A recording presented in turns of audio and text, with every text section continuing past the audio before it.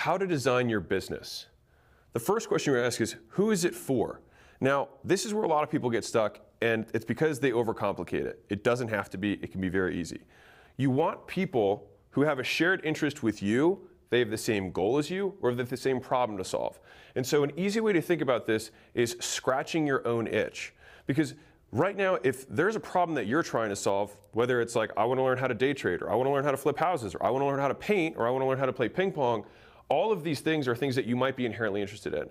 And so one of the easiest lenses and some of the biggest and most successful businesses of all time have been started by founders and entrepreneurs who are like, I suffered with this problem for a long time. I just want to solve the problem or find the solution. And the cool thing is that you don't have to be the expert. Now, if you already are the expert, you know how to do watercolor paint, you know how to paint, you know how to play ping pong, you know how to fix cars, you know how to day trade, whatever it is. Like, you can be the expert. But I think the majority of you will probably opt for something like this, which is crowdsourcing, which is finding other people who are simply interested in solving the same problem as you, and then using the community, leveraging your community to help solve the problem together. Now, they can go out, find the answers, bring them back to the community, and then that provides value to everyone else. But also, and this is a skeleton key of life for you to gain access to people you otherwise wouldn't, is that when you put a group together of 100, 500, 1,000, 5,000 people, you can then reach out to other people who are way above you in terms of status or reach or following and say, hey, I've got this community. I'd love to give you access to them if you'd be willing to make a 30-minute video with me or do a call with my community for Q&A. And people who, like, you will be able to punch way above your weight class because you can actually provide something to them, which is distribution of their message. And so you actually get a favor from the person who's doing the Q&A, and you are perceived as delivering value to your community, and so you get a win-win for everyone. So right off the bat, you probably know if you're an expert, and if you're not an expert, this is probably going to be the path for you. And Skool's been built to facilitate this model so that you no longer have a reason to not get started. The next question you have to ask is, do I want my community to be free, or do I want it to be paid? If you're just starting out, start for free. Get people in the community, find out what they like, start providing value to them, learn how to actually run a community.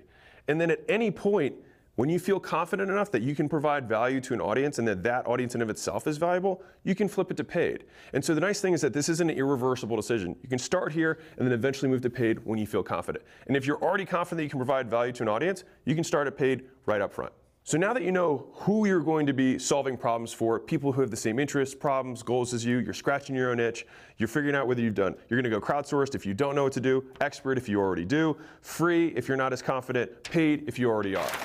So the next question is, what are you actually going to put inside? And so there's three big buckets of stuff. You've got access, which is the people in the community gaining access to you. So believe it or not, especially if you're new to this, if there's 100 people who all want time with you, your time becomes pretty scarce really quickly. And so access to you becomes valuable in and of itself. And there's lots of ways to do this. And I'll give you some examples in a second. The second thing is content itself, because this is a closed area. So you can put content that you don't put public, or that you can make exclusive. All of these things are about being exclusive to the community.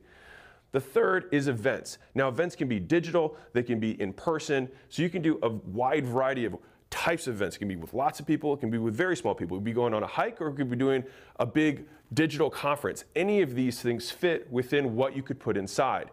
And so the idea is that you want to create a schedule or a cadence around when you're going to be providing these things.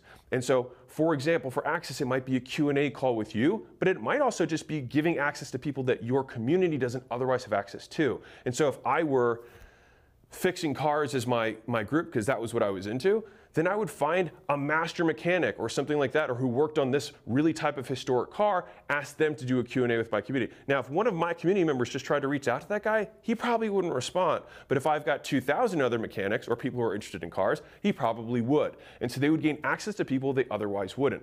With the content, you do things that you or the community create that provides value. Now, everything I just listed is not an exclusive list of things you can do. You can do anything that you can possibly imagine that provides value to your audience.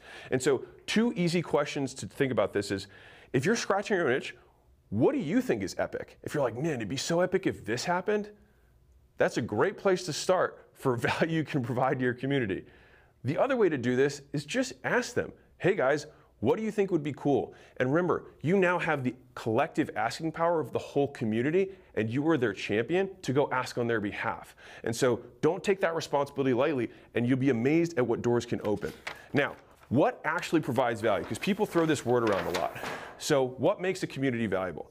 I like to go back to the value equation, which is from my book, $100 Million Offers. There's the outcome or the problem that you're solving. So as long as this is why the who is so important, so that we're actually making sure we're solving the same problem for all these people. But assuming this is aligned, which it should be at this point, the other three variables are going to determine how valuable your group is, which is the solutions and content you make. Does it make whatever problem you're solving lower risk than if they didn't have that? So if you explain how to not blow up your car, that would lower the risk of doing this thing, or how to not break the tool that you used, that would lower the risk of whatever the implementation was. If you can help them do it faster, they will like you more. If it normally takes a year and you can show them a way to do whatever it is in 3 months, that's valuable.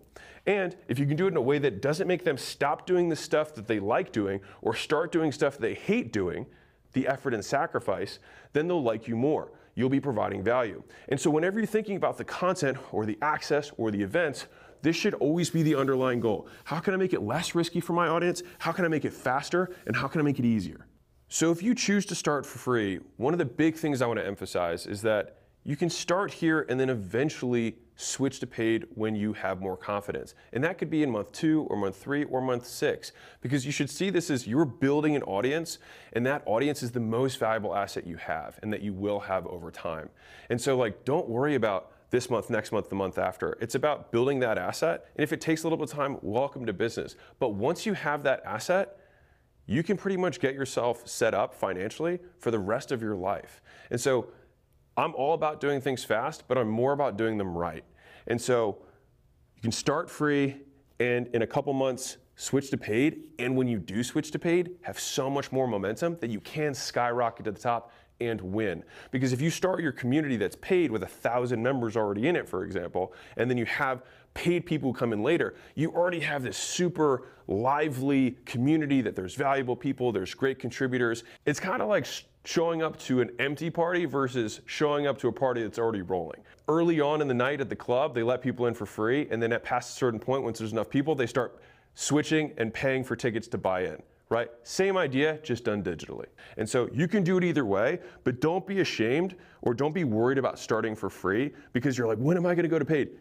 You're actually going to set yourself up for a really solid paid community if you start free first. So don't worry about it if you're starting here.